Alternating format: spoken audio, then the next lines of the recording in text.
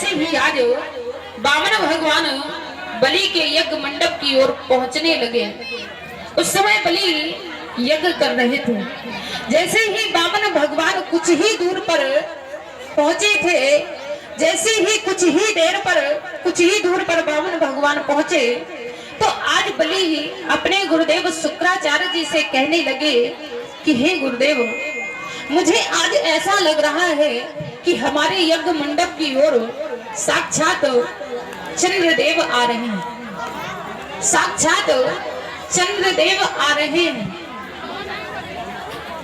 तो शुक्राचार्य जी ने कहा कि भैया, यदि चंद्रदेव नहीं भी आ रहे होंगे तो सूर्य देवता तो आ ही रहे। और थोड़ी ही देर में देखा कि वामन भगवान आकर के उपस्थित हो गए।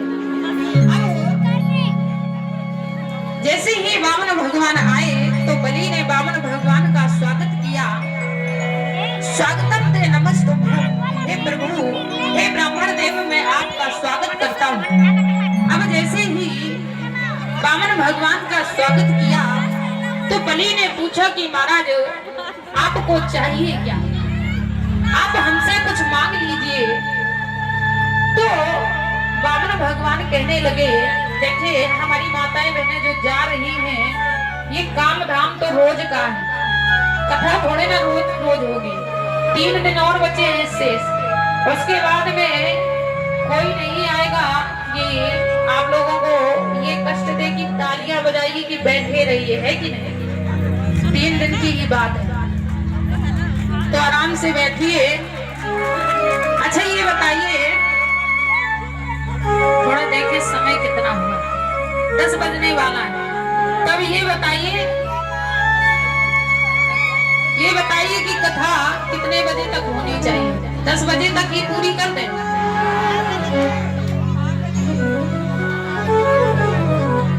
आप लोगों के कहने से कुछ नहीं होगा, आप लोग बताएं। 12 बजे तक? हाँ, लगता भी आप लोग बैठे रहेंगे, धीरे धीरे करके एक एक निकल रहे हैं। हमारी माताओं की आदत क्या होती है, एक मैया कहेंगी ऐसे करेंगी तो धीरे से दूसरी भी करेंगी, ठीक है, वो 3-4 और चल रही है सीधे, है कि नहीं? तो श्री सुखदेव जी कहते हैं कि हे राजन, वामन भगवान जैसे ही पहुंचे तो जैसे ही बलि ने वामन भगवान का दर्शन किया तो बलि मोहित हो गए वामन भगवान को देख करके। और बलि की कन्या छत पर खड़ी थी जिसका नाम था रत्नमाला। और रत्नमाला ने जैसे ही आज वामन भगवान को देखा तो रत्नमाला अपने मन में विचार करती है कि काश ऐसा मेरा पुत्र हो जाए, काश मेरा ऐसा बालक हो जाए तो मैं तो धन्य ही हो जाऊं।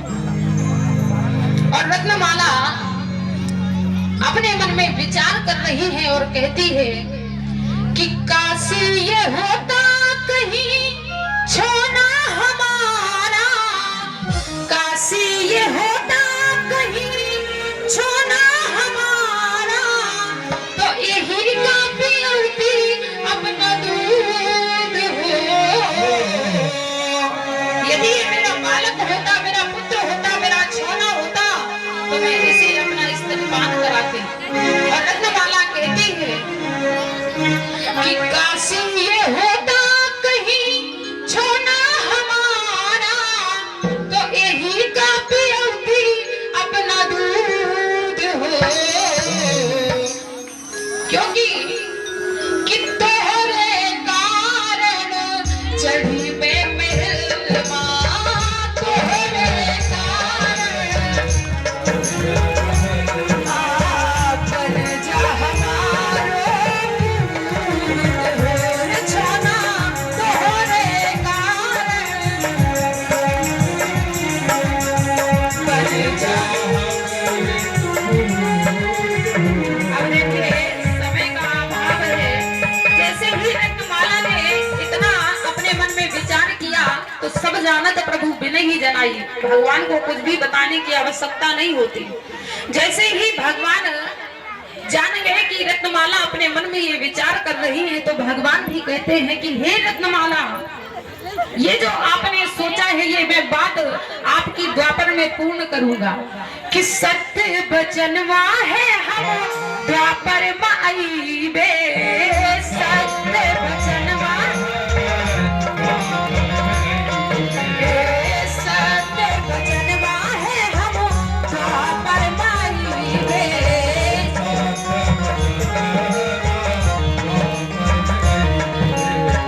लेकिन जैसे ही भगवान ने कहा, भगवान ने भी अपने मन में ही कहा कि रत्नमाला यदि आप कहती हो कि मैं आपका पुत्र बनूं तो मैं द्वापर में आपकी बात को पूरा करूंगा, आपकी बात द्वापर में पूर्ण होगी।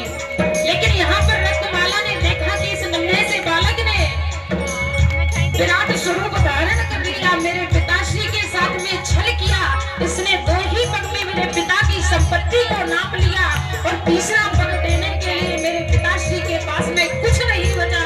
तब रत्नमाला अपने मन में विचार करती है कि यदि मेरा ऐसा पुत्र होता तो मैं उसे विष दे करके मार डालती। सत्य वचनवा है हम द्वापर माई बे, सत्य कृष्ण बल के पूतना के दूधवा कटी बे।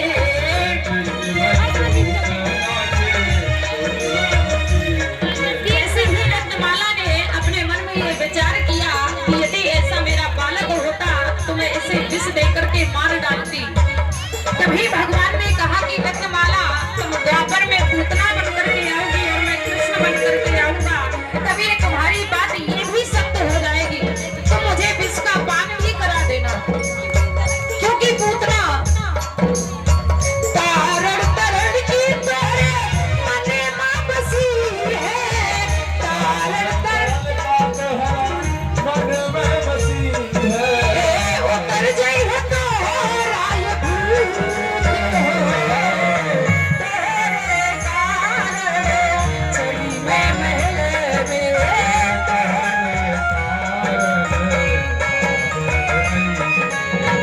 बन जा हमारे पूत हो रे छोना तेरे कारण चली मैं महल में, बन जा हमारे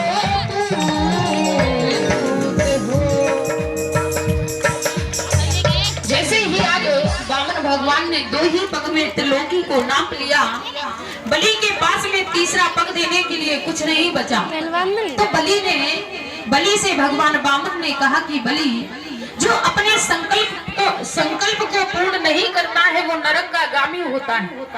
तो बलि ने कहा कि हे प्रभु मैं स्वर्ग और नरक से नहीं डरता हूँ, मैं डरता हूँ तो केवल इस एक बात से डरता हूँ, कहीं मेरा आपको दिया गया वचन झूठा ना हो जाए। तो हे प्रभु अभी तक आपने मेरी संपत्ति को ही नापा है, और हे प्रभु ये बात तो आपको पता ही होगी कि धन से भी बड़ा धन का मालिक होता है।